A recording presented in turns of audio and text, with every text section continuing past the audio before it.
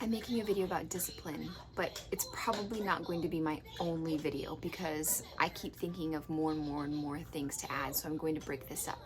How do I discipline my kids? One of the most important things that you can do when you discipline is to have a consequence that you are willing to follow through with. Because if you say, if you don't XYZ, we're gonna leave this store right now, and then they do it and then you don't leave the store, they're never gonna do what you say. If you say, pick up your toys or I'm gonna throw them away, of course you're not gonna throw them away. And they don't pick up the toys and you don't throw them away. They're starting to not believe what you say. So when you say something, they're not gonna do it. Simple as that. And then discipline could get even more frustrating and you feel like you have to resort to screaming or spanking. And the key is to just give them a consequence you're willing to follow through with. I say, if this floor is not cleaned up, and I have to give them a timer, because if I say, if this floor is not cleaned up, I'm gonna take away your toys, then they're like, we will, right? If these toys are not cleaned up in 20 minutes, I'm going to take them away. And I'm prepared to do that. I have my black garbage bag or my big Sterilite container, and I set a timer. Especially if they're very small, it's beneficial to have a timer that is a sand timer. Like, it gives them a visual of how long they have left. You don't have to buy something so fancy. I think I got this on Wayfair. It's decorative, but I've used it a time or two. Even at the dentist, they've got those little cheap ones from Amazon. They're like 5 minutes or 3 minutes, and it gives them a visual of how long it's gonna take for them to clean, and they can see how long they have to clean. Because it's a little bit unfair to say you've got 5 minutes to clean this up, and then they don't really have a concept of how long 5 minutes is. They kind of get the short end of the stick in that regard. But I recommend having a visual timer, especially when it comes to something like cleaning up. And if they do not clean up the toys, put them away. Take them, put them in the black garbage bag. Let them see you do it. Let them scream and have a huge tantrum. So time this in a way the baby isn't taking a nap, or where it can be loud and uncomfortable for a while, not right before dinner or when you're trying to plan to have something nice happen. It's the afternoon, nobody's asleep, you want them to clean up the toys. You say, clean up the toys in 20 minutes or I will take them away, and they do not. Take them away. Sometimes I put the toys somewhere they can see them and they can earn them back. Usually not. It's just a duration of time that has to pass in order for them to get their toys back. But just like, it was just this last Sunday, it was after church. I knew it was a bad idea to go to the store because the night prior we had a birthday and they had nothing but sugar for 2 hours straight. 2 hours past their bedtime at a birthday party, eating nothing but sugar for 2 hours straight. We went to church the next morning, and I knew it was a bad idea to try to push our outing even farther, but I just needed a couple things from the grocery store, so I was like, let me take them to the grocery store. Before we got into the store, it's nice to always announce your expectations. We are not going to run in the grocery store. We are not going to scream in the grocery store. We are not going to ask for anything in the grocery store. Or you could say something like, we will leave right away if you're willing to do that. I didn't need the couple of items. It would just be nice to have them. Now I have to send my husband on a trip sometime after work, which is no big deal. But I was fully prepared and willing to leave. And so I made that my consequence. Other consequences could be, or I will put you in the cart. For my kids, they don't like sitting in the cart. They like to walk. So if I say, if you run, I will put you in the cart. And if they run, I put them in the cart. Right? If I'm not willing to leave the grocery store. So I would think of a consequence that is related to the incident. If you say, if you run or scream in the grocery store, I'm going to take away your iPad.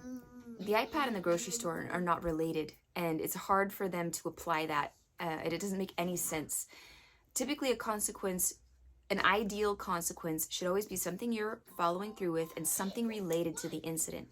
If you do not behave in the grocery store, I will not bring you back to the grocery store. Something like that. So Sunday, when I didn't really need the items, I said, we're not gonna run and we're not gonna scream. We got into the grocery store and one of mine started to run, but then he stopped himself. And so I looked at him and that was like okay, we're on the alert. Then one of the younger ones tried to pull the tags off the aisles that say like, buy one, get one, or whatever, all these little tags. Trying to pull the tags off. So the other one says, stop pulling the tags. Then the one decided they weren't going to pull the tags, so the other one blocked it, and then they were just kind of in a power struggle, not necessarily even about the tags anymore, just about get away from me, I don't want to be around you, I want to be around you, get away from me type thing, and neither one of them were budging. So I'm standing in the aisle and I see most of what I need I could have grabbed everything I needed in 10 minutes, but they started to quarrel. So I said, and even at the older one who was behaving so well, it is unfair to him, but that's a healthy lesson for him also to learn that life is not fair, because if I tried to accommodate and make everything even and right for him his entire life, he's going to have a sense of entitlement and expectation from life that it's going to be evened out and fair, and it's not. So it's a practical,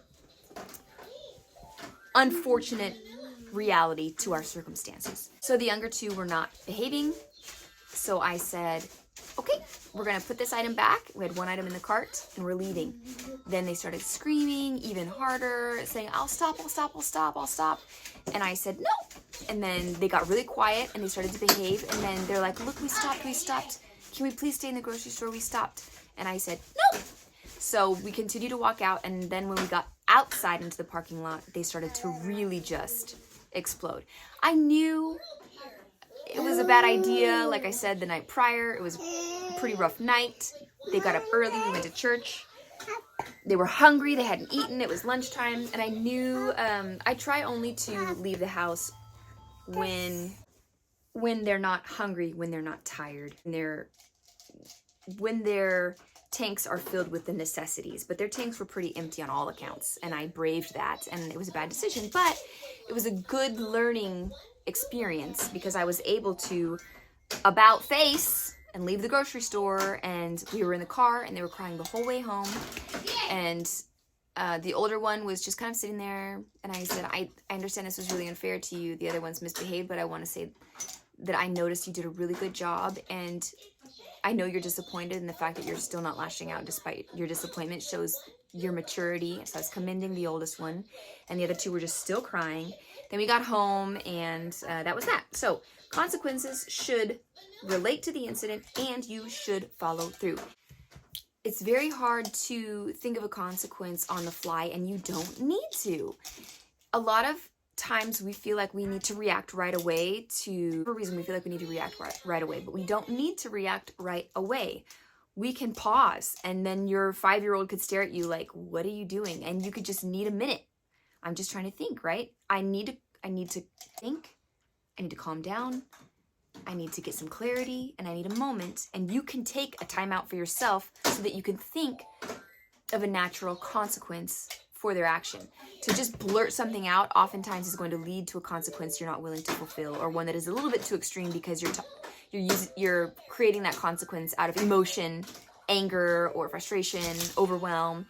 So taking a pause and coming up with a consequence a couple minutes later or an hour later is doable because you're the boss and you are the boss of your children, and you don't need to give them feedback right away. Speaking of having high emotion and disciplining, it's often not beneficial to try to give them a whole life lesson about why their behavior was bad in the first couple seconds of the feud anyway, because no one is thinking with their rational state of mind. They're still in fight or flight. They have no idea what's going on. So it's better more times than not to wait until everybody's emotions are calm and you're in a happy mood to talk about, not necessarily even happy mood, just not so emotional, so that you can talk and make it a teaching moment. You don't have to tell them right then and there everything that they did wrong and how this will lead to them going to jail someday, or whatever it is that you're trying to get through to them, because chances are in that moment of high emotion, they're not absorbing it anyway. So it is better to wait until everyone is calm to discipline or teach. Discipline is oftentimes, at least in the generation that raised me, you will respect me, you will do what I say, you will fear me, and that kind of thing. And I understand that to a degree, but I do understand the approach where it's more beneficial to use discipline to teach, and you can't really teach if your emotions are high. So if there was a fight between the siblings and you wanted to point something out, get them away from each other in a safe area.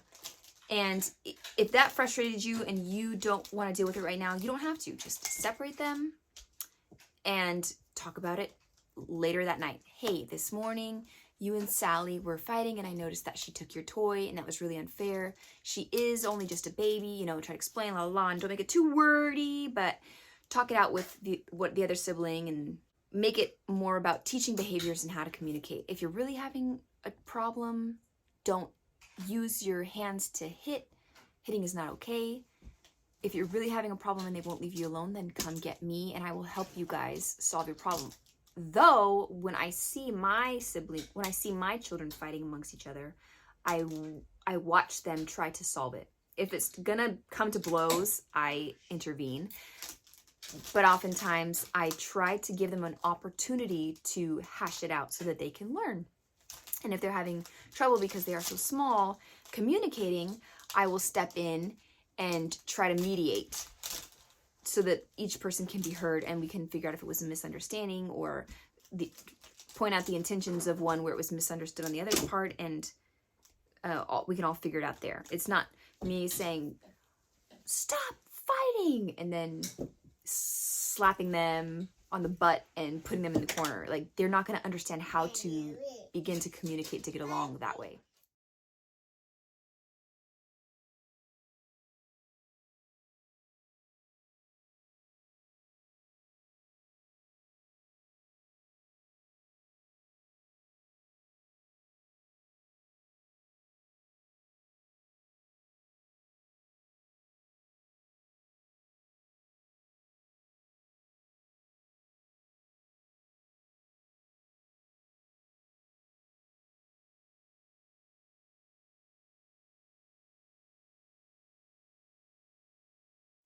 Because parenting takes effort, takes some time. Write the offense down under the child's name and then write the consequence. And that way when it happens, you can just say it calmly and then follow through. When you discipline them, try to stay calm. You can watch my video called How Do I Stop Screaming at My Kids? I've got some tips in there to try to help you to stop screaming at your kids. Because the only thing that you're teaching them when you scream at them is how to scream. They're not gaining anything from that. So disciplining in my house isn't about spanking or putting them in timeout. It's more about teaching. In every instance that I can teach, that's how I look at discipline. One thing that's going to happen if you take the approach that our parents took, spanking, putting us in timeout, grounding us, without any sort of connection or teaching going on, you're going to lose the heart of your children. If it becomes like this constant, you're wrong, you're bad, you misbehave. And the more you tell them those things, the more they're going to misbehave. Our children will become what we tell them they are. Yeah. Now, plenty of us were spanked. I was spanked, and I don't think I'm totally ruined for it. I don't agree with it, but to each his own, right? In the video I made just before this, I said whatever parenting technique you choose to use is probably the right one for your family. I talk to a lot of parents, and a lot of them that do spank, they've basically lost the heart of their children. And by that I mean their children won't do those things anymore in front of their parents because they're afraid, but they act out when their parents aren't around. You want to teach your children to act appropriately in every circumstance, even when you're not there. You don't want to teach them just to not do it because you're there and they could get spanked. You want them to have the heart and desire to obey and be kind and have all of these attributes we consider to be good, and we want them to behave that way whether we're there or not. And getting to the heart of your children by teaching them and loving them instead of constantly spanking them, screaming at them, is going to help them have that desire in their hearts. I've chatted a lot and repeated myself quite a bit because my kids are not allowing me to make a video without interruption. But I did want to get a little bit out about discipline. So I will call this discipline video 1 because there will be a discipline video 2 and maybe even a video 3. But for now, I'm going to end this so that I can be a parent and edit this and get it out before it turns into a 40-minute long video. Who's this? Huge part of discipline is getting them to do the right thing, and a lot of that can be established with habit training. And that'll be my next video. It will be about